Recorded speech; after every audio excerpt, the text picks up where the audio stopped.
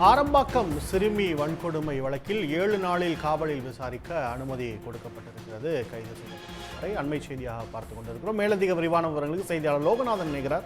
லோகநாதன், விவரங்கள்.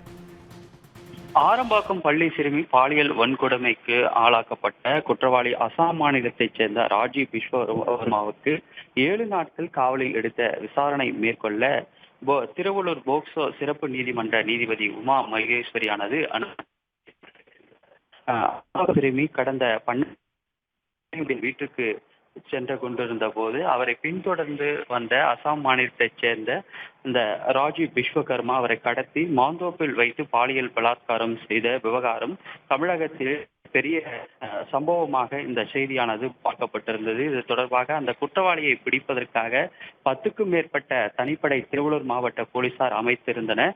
கடந்த 25ஆம் தேதி ஆந்திரா மாநிலம் சூலூர்பேட்டை ரயில் நிலையத்தில் வைத்து அவரை கைது செய்து விசாரணை மேற்கொள்ளப்பட்டு அவருக்கு மறுபரிசோதனை மேற்கொள்ளப்பட்டு திருவள்ளூர் உள்ள போக்சோ சிறப்பு நீதிமன்ற நீதிபதி உமா மகேஸ்வரி முன் ஆஜர்படுத்தப்பட்டிருந்தார். அவருக்கு 15 நாட்கள் நீதிமன்ற காவலில் வைக்க உத்தரவானது அளித்திருந்தார். இந்நிலையில் நேற்றைய தினம் கும்மிடிப்பூண்டி அனைத்து மகளிர் காவல் நிலைய போலீசார் அவரை காவலில் எடுத்து விசாரிக்க மனுவானது செய்திருந்தார். அந்த மனு மீதான விசாரணைக்காக இன்று பலத்த போலீஸ் பாதுகாப்புடன் புயல் சிறையிலிருந்து அழைத்து வரப்பட்ட இன்று ஆஜர்படுத்தப்பட்டன.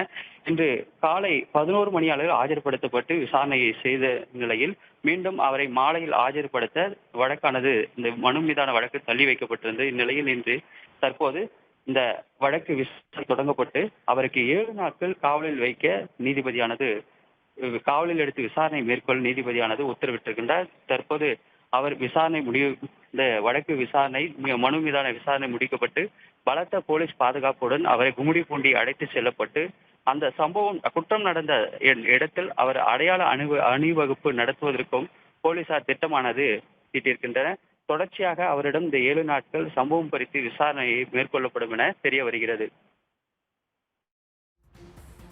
விவரங்களுக்கு நன்றி லோகநாதன். உடனுக்குடன் செய்திகளை தெரிந்து கொள்ள சன் நியூஸ் பெல் ஐகானை கிளிக் பண்ணுங்க.